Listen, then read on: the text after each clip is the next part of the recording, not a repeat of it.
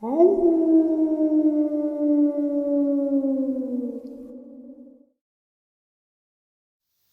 and salutations, everyone. I hope everyone is doing well, and welcome to today's upload. Before we jump on into it, a couple quick links. As many of you may know, I rely on Patreon, PayPal, channel membership, and the merch to help the channel to continue to grow and go. Links to Patreon, PayPal, and channel membership is in the description below. Merch is displayed directly under the video. Also, Dogman, Frightening Encounters, Volume 1 through 3, the audiobook versions. They were written and researched by Tom Lyons, narrated and produced by me, Jeff Nadolny. These audiobooks are available on Audible, Amazon, and iTunes, links to which are also in the description as well. And finally, last but definitely not least, if you'd really like to help support this channel to continue to grow and go, simply subscribe. It does not cost a cent. Click that like button, takes half a second. If you don't want to miss out on any of the informative uploads that I put out daily, click the bell icon. And folks, please leave a comment and share this video. Why?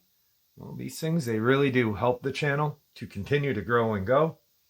They definitely do matter, and they are appreciated. And with that, I have taken far too much of your time. Let's jump in to today's upload, shall we?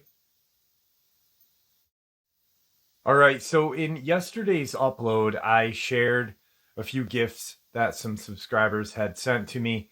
One being a book from Pups, John the Cup, and I was kind of teetering on who had sent me the hoodie, and it was Zilla. Many of you know him from the live stream community chats and in the regular video chats. So I just wanted to thank Zilla for sending me that awesome hoodie. I truly appreciate it. And like I said, I didn't know who it was, and I asked, please email me, and sure enough, he did. So Zilla, thank you. Okay, so early December 2023, I was contacted by a subscriber. His name is Dana, and he lives out in Idaho. Now, I had, at the time, my dad had just gotten sick. I was commuting back and forth with my mom, bringing my mom to Albany, which is about an hour and 30 minutes, hour and 20 minutes away from our hometown. And I was talking to the gentleman from Meeker. I had just gotten the DNA samples and such. So we really couldn't get together like he wanted to. And he was also going through some stuff. He was going through his own personal issues at the time. So he said to me, how about we wait until I'm set with what I'm going through right now, and whatever happens with your side, we can talk whenever you're ready. And around July of 2024, I had emailed him and said, hey, my dad is home, and he's on the mend after 7 months of being in the hospital. Let me know when you are free. And so, as I've said, I've been going through emails and such. I've got some new ones that just got sent, encounters from subscribers from the live stream and such. And I get to Dana's. I didn't recognize it at first. And it was actually, I was looking for a different email, and it was in my spam folder, which I found a couple of other emails from subscribers in my spam folder as well. So I open it up, and I'm instantly like, oh, wow, I've been a while since I've talked to this guy. Let him know back a couple months, almost a year now, that, hey, I'm free whenever you are. And apparently, he had to go through whatever he was going through. I know it's just not my place to share. So he was and does live in Idaho. Now, growing up, I grew up here in the Adirondacks. You know, we have lakes, mountains. It's very serene and beautiful. I either thought that all of the rest of the country looked like this, or how things are depicted in TV, or what you hear from influence as you're growing up. And Idaho, for some reason, I always thought was completely flat. You know, just potato growing, flat farmers, no mountains. And boy, was I ever wrong. You know, and obviously I'm not new to finding that out, but I just didn't realize how mountainous and how desolate of a place Idaho really is.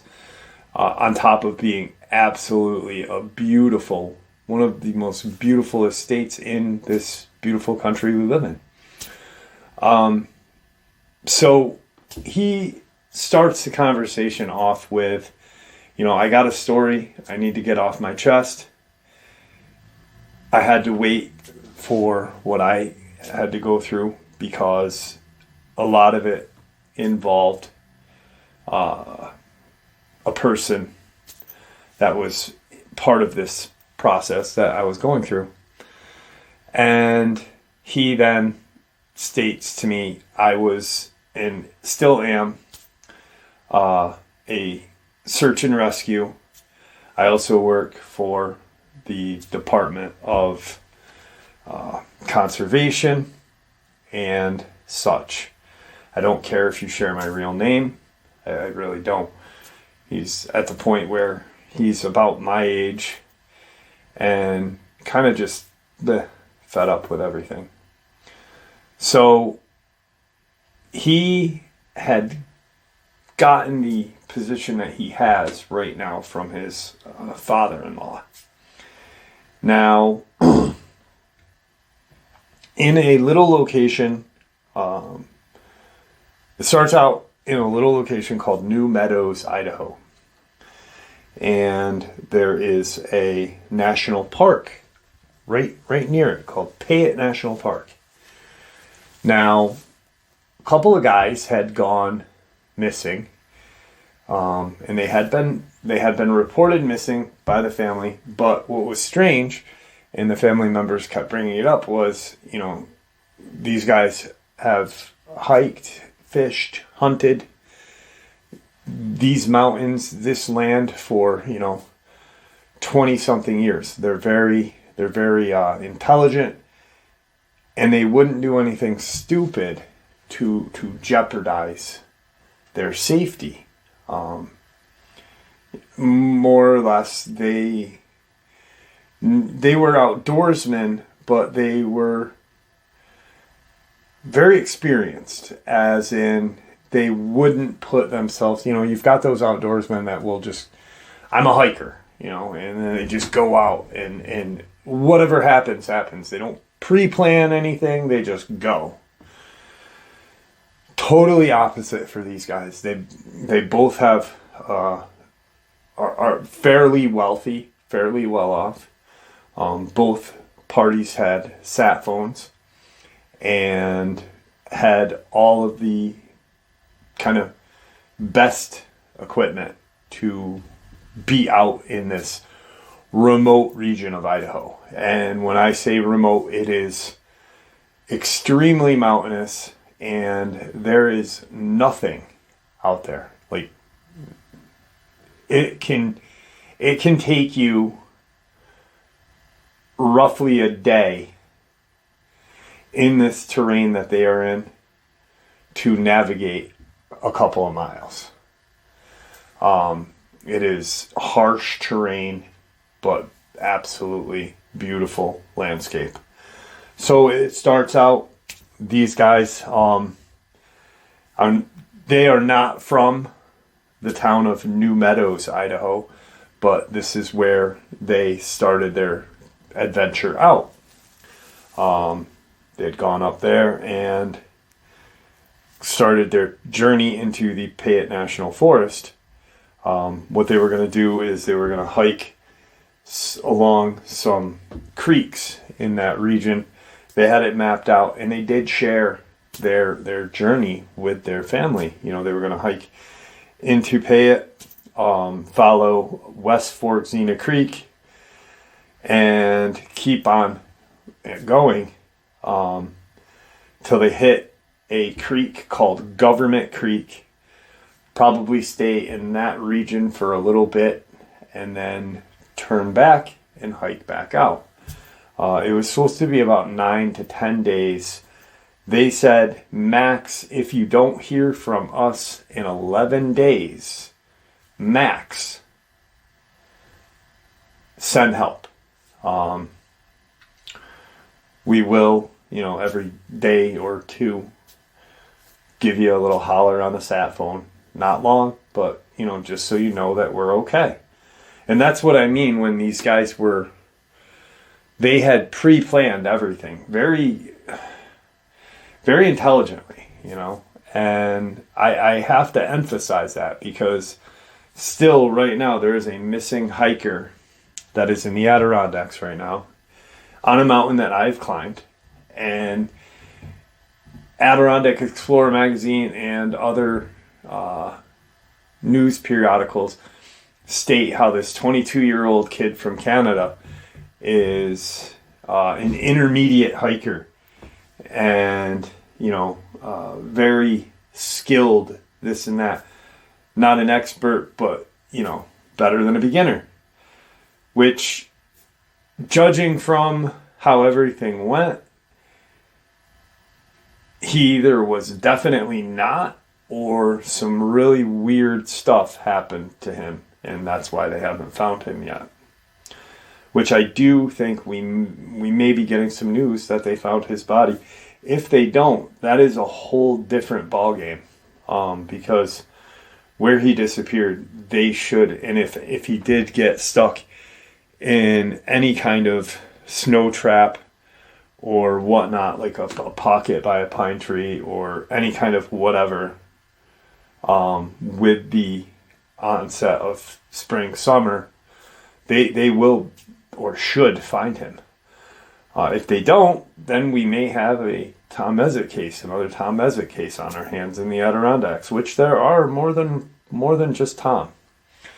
So they start out on their trip, and I guess into maybe the 4th or 5th day is the last time that both men's families get a kind of heads up. Hey, we're here.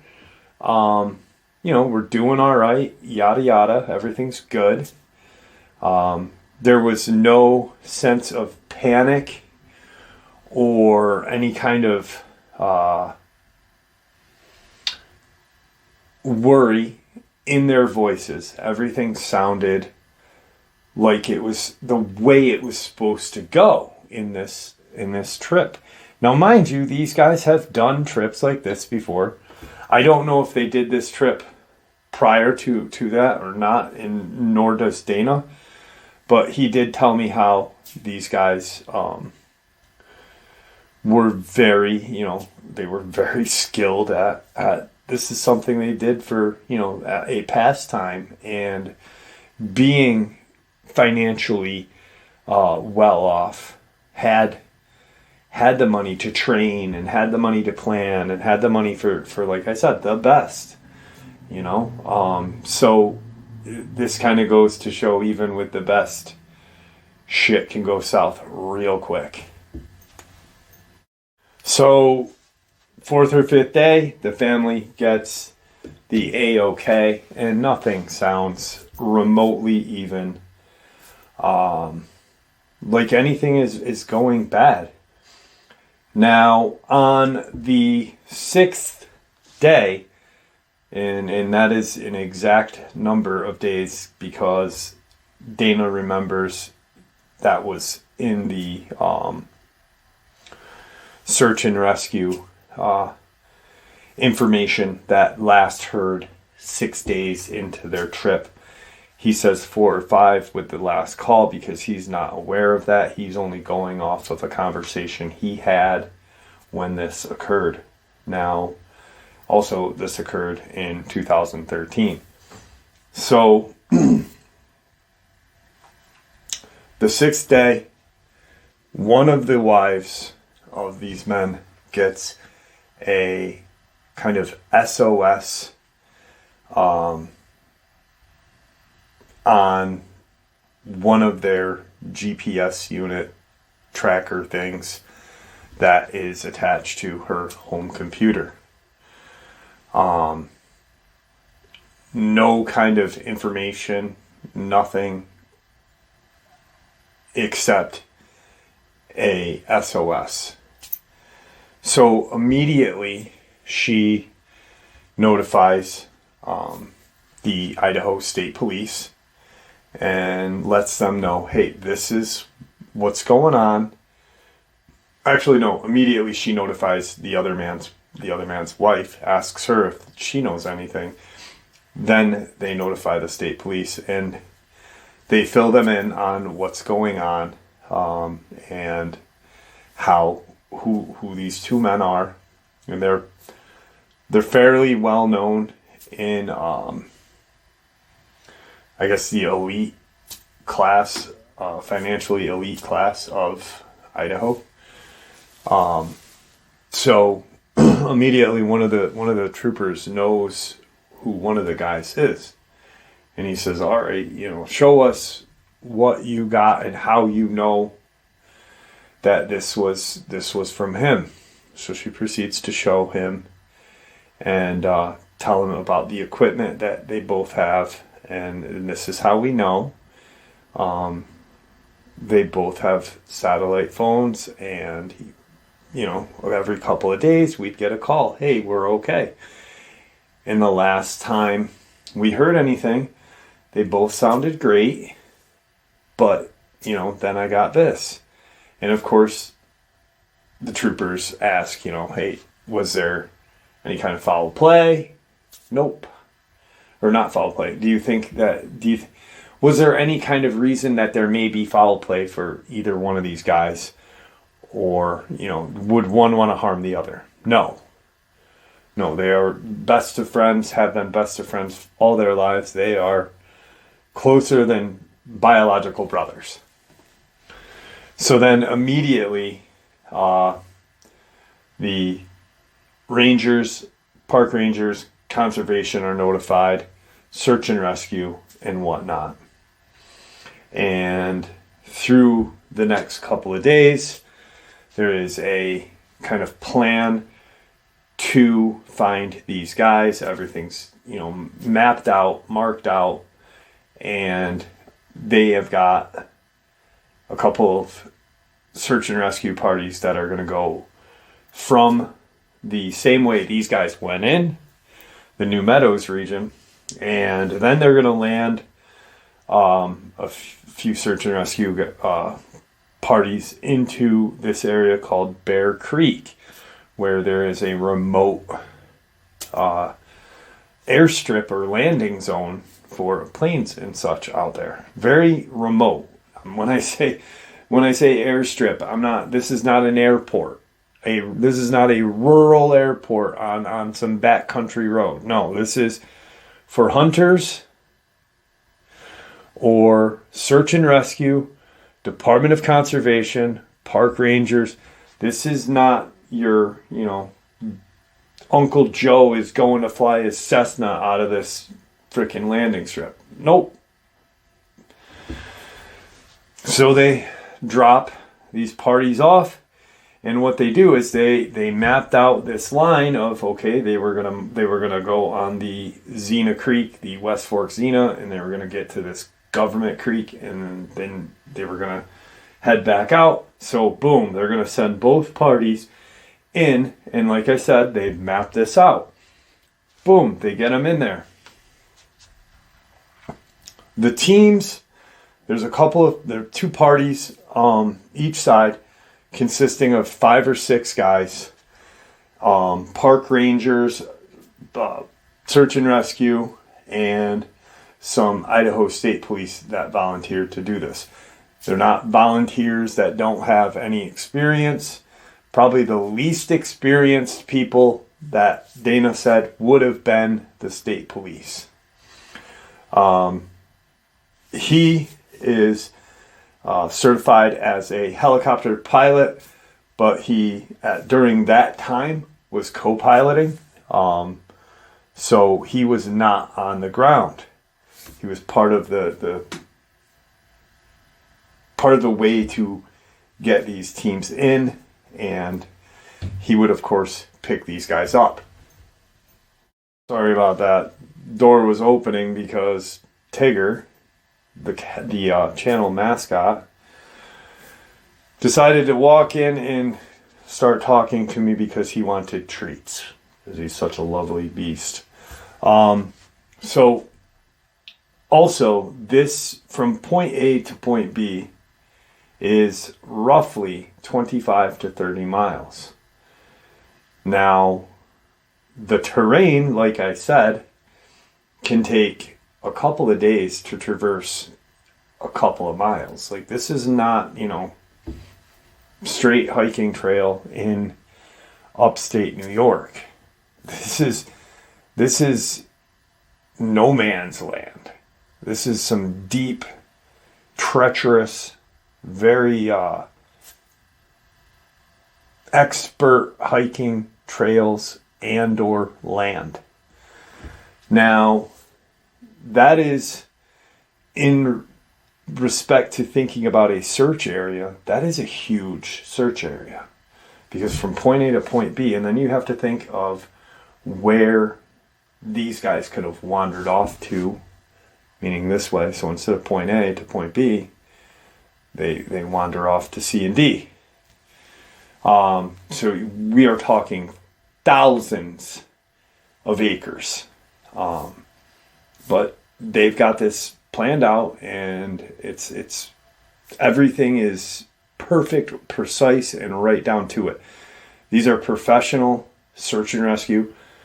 This is something that they do, as a living, as a job. They practice it like a firefighter practices fighting fires, like a police officer goes to the shooting range. These guys hone their skills at search and rescue or search and recovery. Now, the first 2 days of both trips walking in, there is very little movement or gain on the parties that are coming from the airstrip, Bear Creek airstrip. They didn't get very far at all. From the Payette National Park entrance where these guys had come into, they were roughly around the same speed that these two guys had been going. So, you've got a good distance and not a not so good distance, but that plan of still meeting up is going to be what happens. During this time, there are some torrential downpours, some storms, and for some reason, the teams that were coming from Bear Creek to meet the other team that were going in, they had opted to, hey, it's a little dangerous where we are. We're going to have to go off course a little bit to avoid some damage that was done by these storms. And, there's a lot of debris, a lot of mud, and it was a unseasonable couple of days of rain. Not so bad on the other side, but, rain-wise, yeah. But destruction-wise of the land, not so bad on the opposite side of the Payette side.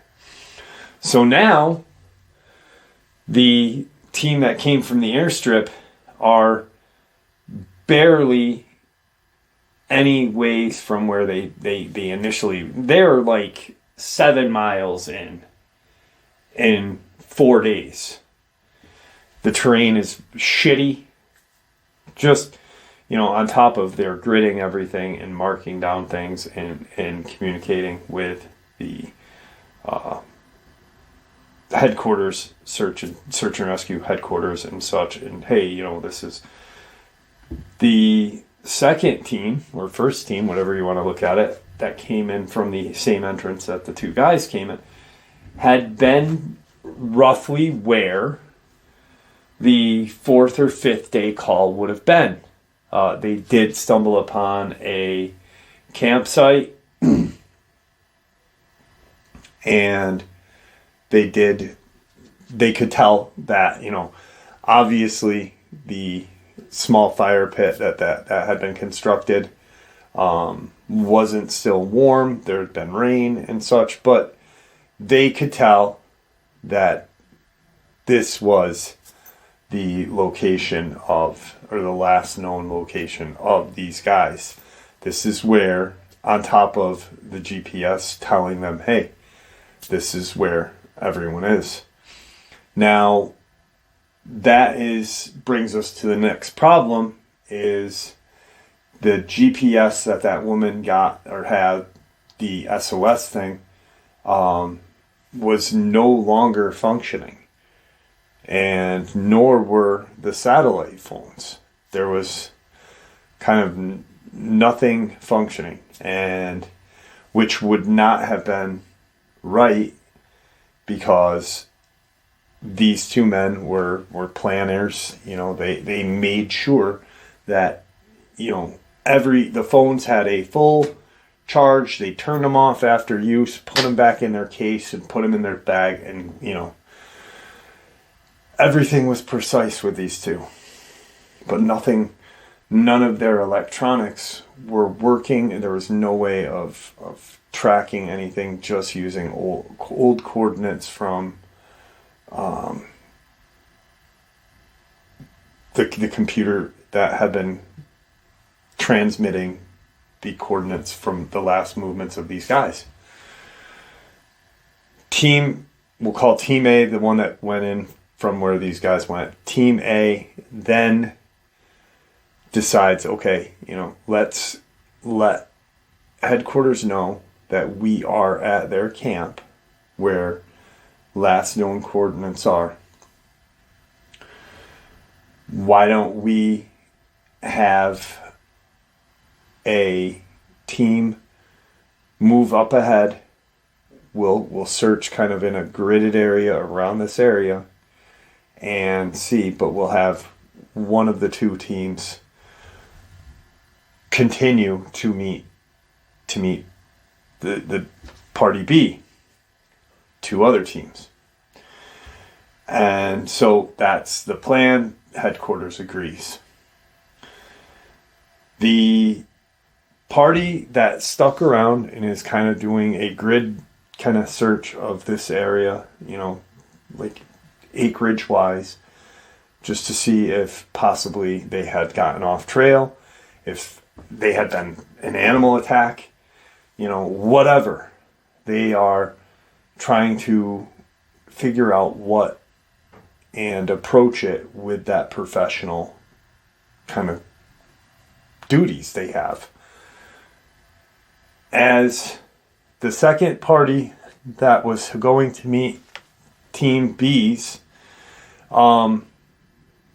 they had gone, and now we're about 12 hours ahead of the team that stayed back.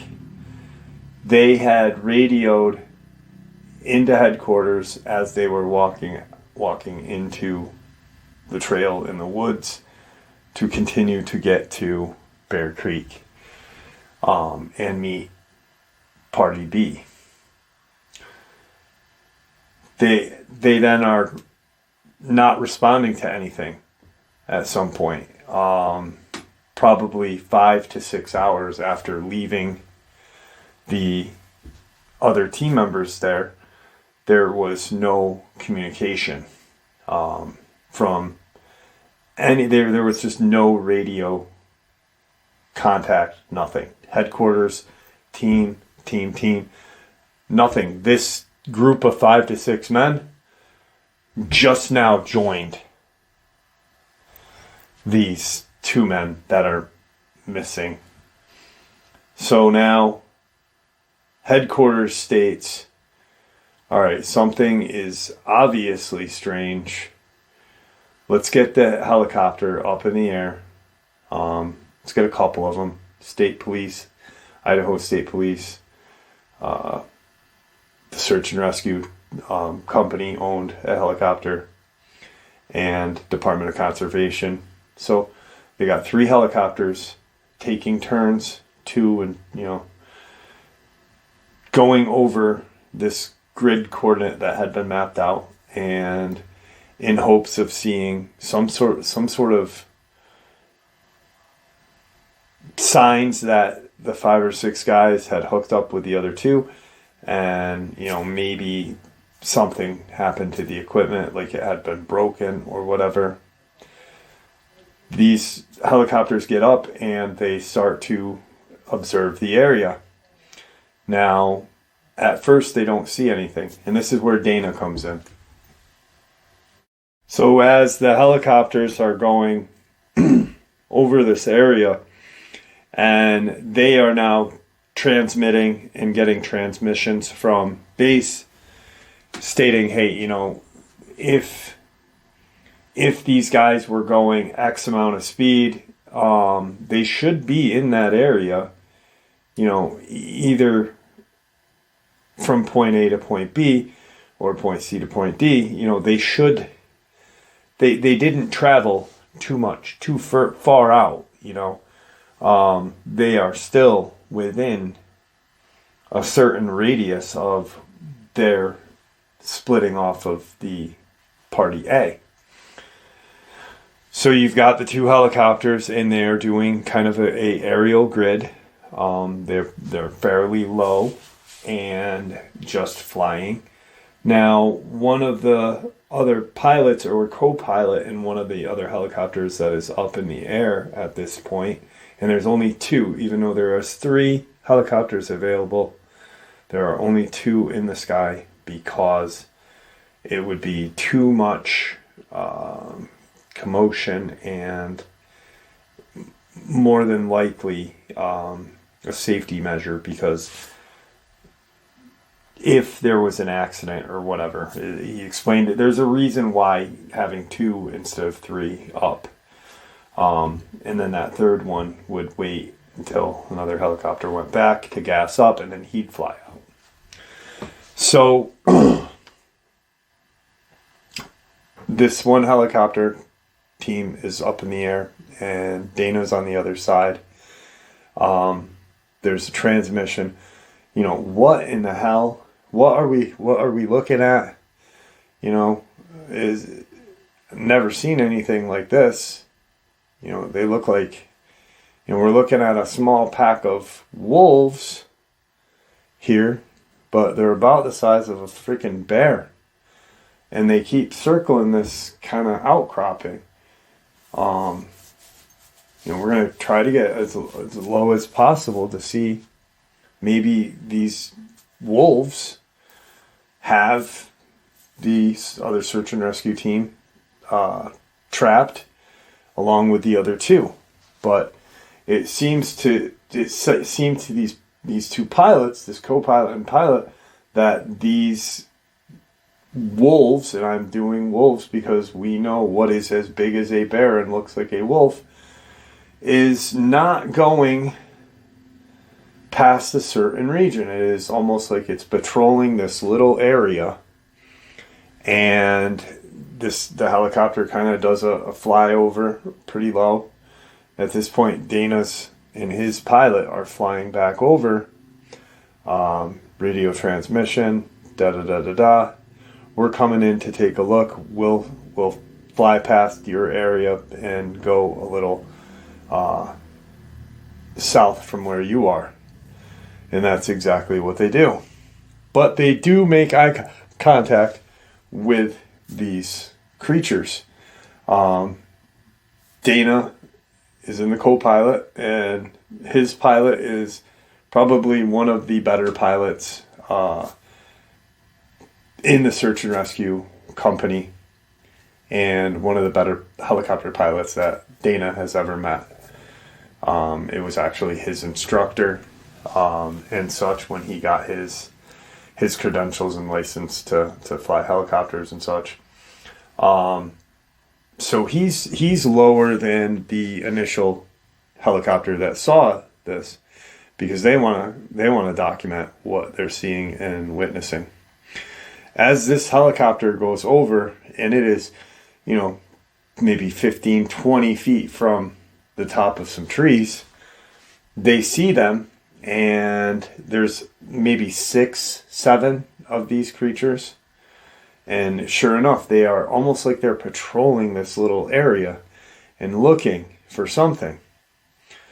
And one stands up, and they see it visibly stand up, and it kind of arches and looks directly at their helicopter. And Dana said, I know how far up I was, but I felt like that son of a bitch was staring right into my eyes. It felt like it stared right into my eyes and the pilot's eyes, because he had the same response, and enough to say, get out of here. This is our area. We have whatever is in this area. We are here for that reason. Get out of here. It was just this very animalistic and threatening kind of look. It then drops to all fours. Now this is where third party meets second party, because this is now Dana telling us what he had witnessed. That drops down to all fours and starts to kind of join its pack in searching this area. They fly by, and they kind of do a loop and go back to where they initially were. Transmissions made that, hey, these things are not wolves. I don't know what we just saw, but one stood on its hind legs like it was trying to challenge this helicopter.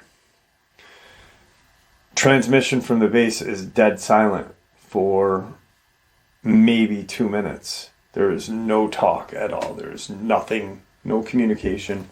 And then right over the radio, everybody fall back to base. Right now, we're sending this other helicopter out, and we want to get another visual. This one has some sort of heat sensing thermal imaging camera on the front of the helicopter. We want to get kind of a good spectrum to see, okay, we can now see with this helicopter, they can see the 6 or 7 of these creatures.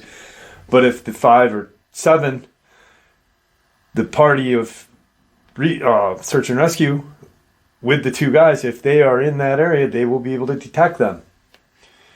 It goes out, and it only detects the 6 or 7 dogmen. No one is like, what the hell are they doing? We can't find our other guys. We've radioed to the other party B. Hey, have you guys made connection with, is their radio broken? Are you having any kind of issues? There are no issues with this team. The radio is working fine. Everything's good. At this point, they are now told to kind of stay stationary where you are, but do go north and south to see if you can see anything. Be very, very vigilant, because there's something very strange on the other side of where you guys are. They land, they come back with the imaging, and sure enough, there's no humans, but these thermal imaging of these creatures. So now it's getting near dark. this is going to be the last. We're in day 5. This is going to be the last day for these search and rescue teams to stay out. They are then going to have to drop off new volunteers or professionals at this job, to this location. What they were going to do is they'd have one helicopter kind of drop another team / party in via that helicopter, and harness them up, drop them down, so they save 5 days from hiking in as these guys hike out. They get up into the area, and this is now Dana again. Dana's back. He's dropping off men, and at one point we are roughly 6 to 7 o'clock at night. It is just starting to get dusk. Very beautiful sky. Everything is calm, and there's no storms. There's nothing. It is dusk. It's not bright, but it's not dark at all. So if there was lightning, you'd be able to see it, but there are no storm clouds. And as they start to emerge or get to the location where they just had been earlier in the day, they start spotting these kind of bright lights, just intense lights, glowing for like split second, almost like lightning is hitting the ground and dissipating into the atmosphere or whatever. What the hell? There's no storms, but we got some sort of light anomaly. Do you believe that these guys would be sending flares up to notify us where they are?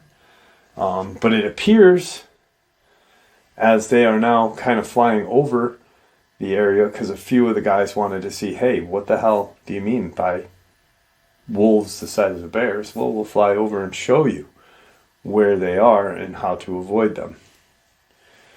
But now it appears that these dogmen are running away from this area. They are heading into a northern part of the state, and they can't figure out. They're like, well, that's not lightning. Why are these things running away?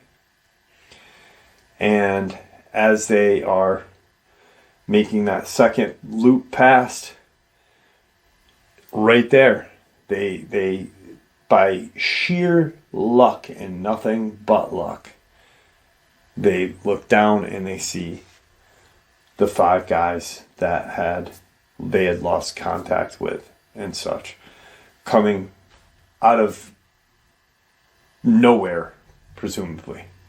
You've got lights as bright as lightning, but not from the sky. And then you've got 5 disoriented search and rescue. And only 5. That means the 2 guys are still out there. These guys are dropped. Boom.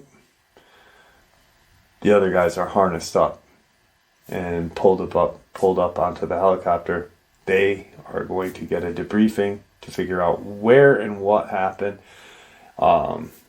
Equipment will be tested, electrical equipment, GPS, sat phone, everything will be up to tip-top shape, and to get them up on the helicopter. Dana, being search and rescue and co-pilot, also has medical training. So he goes back and he starts talking to the guys. And one of the guys says, at one point when we left the other party here, the other team, we all of us thought we saw these 2 guys walking. They were heading right towards Big Creek, but they didn't it was almost as if they didn't notice us. We saw them and we yelled out to them, hey, we're here for you. Is this you? Yelling their names. And they're not stopping. They are just like almost in a trance, walking away from them.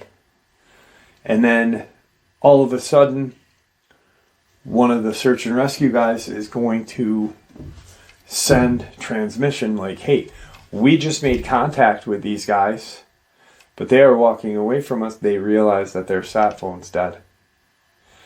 And they all agree, we've been out here for, 12 days. That's a statement made. And Dana says, he's doing a quick medical exam, not anything special, but are you hurt? Yada, yada, yada. Taking care of dehydration and such. But he says, you've only been here for 5 days. What do you mean 12? And all the guys are like, no, it's been, it's been at least 12 days, including the 5 that, we had been out here initially. So 7 days have passed since we've last had contact with anybody. And they're like, no. You've literally only been gone, X amount of time. And their eyes are in just like disbelief until they get back to the search and rescue base. Medical examiner, EMS are there, medical examiners, giving them a once over, taking them to the hospital because nothing they said made any sense. Obviously, the research or search and rescue base can hear the conversation via the radio and such of what is being said. And so they know exactly like, hey, this is what we're dealing with. These guys think they've been out there for an extra 7 days. But essentially, they've just been wandering around. Everything else is fine. Nothing. There's no mention. They are asked about the Dogmen. There's no mention of them. There's just the seeing the last time they saw the 2 guys walking towards the airstrip. They are then pulled out of duty because they are now a liability in their boss's sense. So now you've got this one helicopter that has now entered into the area that just passed where these dogmen were seen. And all of the electronics on that helicopter start to malfunction. And it's not going down, but everything is just randomly not working the way it should. There's a few bright lights, and the helicopter, then it's above the trees, and where Dana is watching all of this, they're like, where'd the helicopter go? We can't see this other helicopter. Boom. It's there, like right then. Everyone's just, now there's transmission. Now, and everybody above on board that helicopter, the pilot and the co-pilot are all like, whoa, that was really weird, wow, da-da-da-da-da. And they're like, you literally were not visible to us. How? Did you go low? Did you land? What happened? We thought that you crashed. We thought something. And he's like, no. Now, when we saw some flashing bright lights. Boom, boom, nothing. Dana and his pilot didn't see any lights. There was no of that. And it's now a whole different day. And these bright lights, these bright, like almost lightning flashes, and even daytime are very bright. Everything is just not making sense to Dana at this point. He's like, what is, everybody's, what is going on? This other helicopter is told to fly back. We'll get the thermal imaging and we'll have them kind of, we know where that helicopter lost transmission. Let's see what that thermal imaging cam gets. And it goes over and it gets nothing. It gets nothing. It doesn't go directly above the area, but it's on the kind of on the side and it's scanning the area. Nothing. As it flies kind of to loop around, then it makes contact with Party B. And they are told to stay put, don't proceed any further, stop right where you are. There's seconds go by from right when that transmission, and there's just this light so bright. The sun is out, but it was everyone who witnessed this light, it was almost like this, just the sun magnified times 1,000 in the middle of this forest. Just gone. Like an explosion, but not. They are walking and they stop, and transmission is then, we made contact, we've got visual on the missing hikers. We've got visual. They are walking toward us. They're okay. The helicopter flies, the thermal flies over, boom, sure enough, there is 10 to 11 guys from the teams, Team A, Team B of Party B, and 2 other members that were not part of that. And confirmation is made. There is 13 guys there. What is, what do you want us to do? Do you want us to turn around and head back towards Bear Creek or what? Nope. Go to this area here, which was not all that far, but still would take a couple of hours. Proceed to walk but do medical on the 2 missing hikers. They are dehydrated. They are not hurt, but they are terrified. They look like they had just seen like the most horrific kind of whatever ever experienced by a man. They're just like, oh my God, what happened? Where did you guys come from? They are asked if they had heard the other party communicating with them before they were not seen anymore. Nope, they're picked up about an hour and a half later. And now it is kind of, let's, get the other people out of there. Let's pick this up, get out of here, get everyone secured, and let's figure out how to deal with the repercussions of what everything just happened. We still haven't figured out what we saw. Those wolves the size of bears. We have no idea what these bright lights are. Now, that thermal imaging camera records. Now everyone's like, all right, we can at least watch the footage back and see what that bright light was. It had to have produced heat. It had to have. And they, they proceed to go over the footage And there's a point where everything visually is different.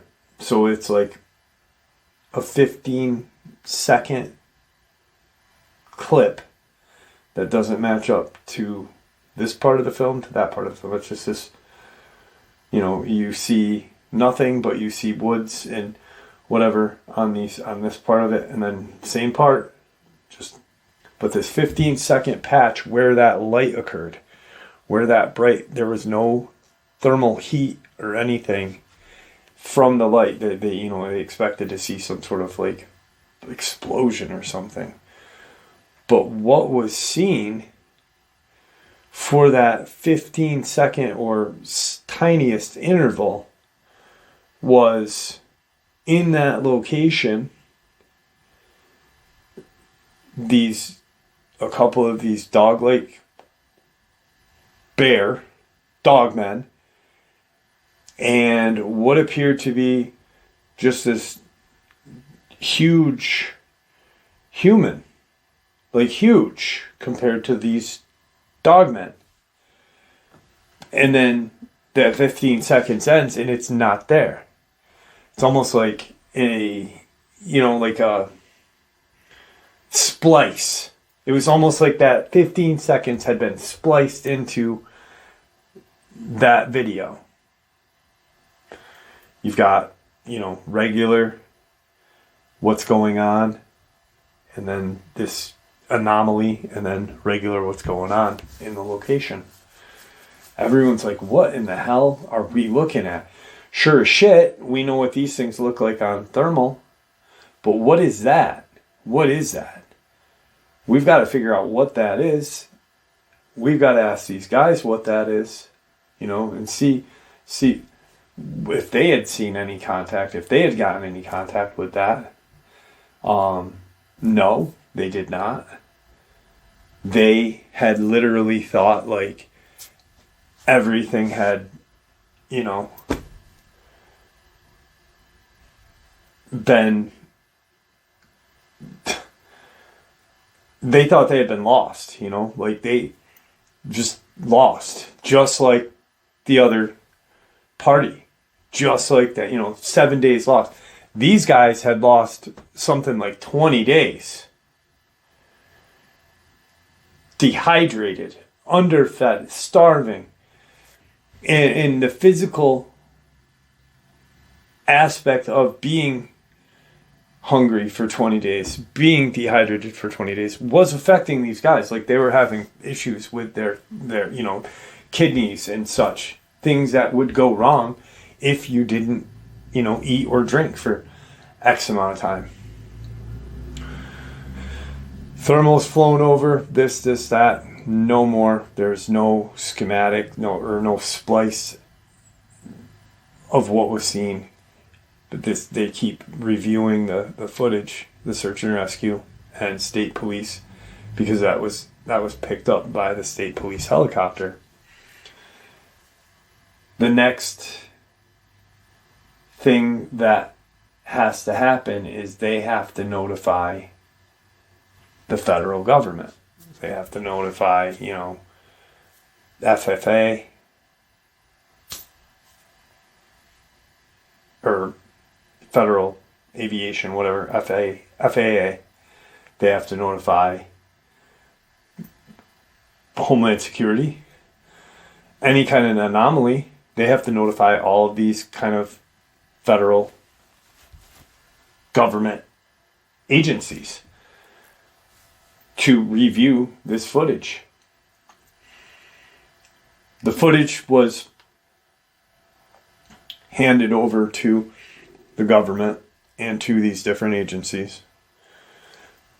Supposedly, per Dana and his father-in-law, who was responsible for getting him this job because he's in some higher up position. Supposedly, that footage was not every copy was given to the government, even though they were told to. This is what you give us. You give us the original do not make any copies, and we will pass it out to other agencies who need it. The FFA or the FAA, the Homeland Security says, we'll pass it out to all the other agencies, but you give it to us first. Do not make a recording of it. But sure as shit, who's not gonna? That's a fucking mystery, Like, you have just technically caught something so unbelievable. It was like, the way he was describing it made me feel like that night at the Conjuring house, when Belle and I had caught, we're downstairs and we're looking at, this room and where the crooked neck lady is supposed to be, and we catch this strange anomaly on our camera, on the SLS camera, and then it's gone. Which you can see, I have it, it's on my channel. It makes no sense. It makes no sense to what that is. During this period of time, state police are, everybody's kind of just, what the hell happened? Dana's father-in-law tells him, hey, what's weird is, everything kind of just, once resolved, once these two guys were safe, their families, and they were not notified of what happened. Everyone kind of said, maybe you got amnesia or whatever, but you weren't gone for 20 days. You were gone for X amount of time. Their wives are telling them that, but everybody's like, the teams still thinks they were gone for 7 more days than they were. These guys think they were gone for X amount. They're questioned by the government. They're questioned by, doctors, everything. And the 2 guys do recover fine. And 7 other guys, or the 5 other guys, they recover. Everybody recovers. Except, they can't figure out. Nobody can say, hey, when we were in this area and we lost contact with everybody, we didn't see these dogmen. We didn't see this. We didn't see that. Except for the fact that one of the guys had said to his wife, because at one point Dana's father-in-law had kind of developed a rapport with the wife, one of the wives, as being the lead of the search and rescue and such. She tells him that the last thing they remember, that SOS signal that was sent, was because they were getting chased by these huge wolves. And they were running for their lives. They thought they were, sure shit dead. And they ran into this kind of light. It occurred as they were running. And they were gone. And that's why those dogmen were surrounding that area and looking for them. They just, they were part of the anomaly, what the fuck? Where do these guys go? Where'd our dinner go? What happened? Why was there this? Was it a portal? Was it some sort of entrance to a different part of this dimension? Was that a dimensional entrance or what? Did they photograph a dimension? Or video a dimension? I almost think that they did. It sounds like it to me. There's nothing there for X amount of time, then 15 seconds. There's something quite visible on that thermal. And then nothing, it goes right back to normal. So what was those flashes, like some sort of entrance or energy discharge from this dimension? And you've got these other dogmen that are in there. And then this huge humanoid that, I mean, you only have a kind of shadow of it. You know, they can't see what it looks like, but it's huge compared to the Dogman. So what happened? Was that a portal? I don't know. Nor does Dana. But he knows that after all of that in that one search and rescue mission, that since that happened, and anybody who was in that immediate area have all suffered from some sort of bad luck, for a lack of a better word. Some sort of just negative energy in their lives. To where everything was fine in Dana's life prior to that, and then shortly thereafter, everything kind of went to shit. And hit other co-pilot, pilot, search parties, anybody who was in that immediate area, all had, some sort of change for the worst in their lives happen. I have no idea what that was. To me, it sounds like a dimension.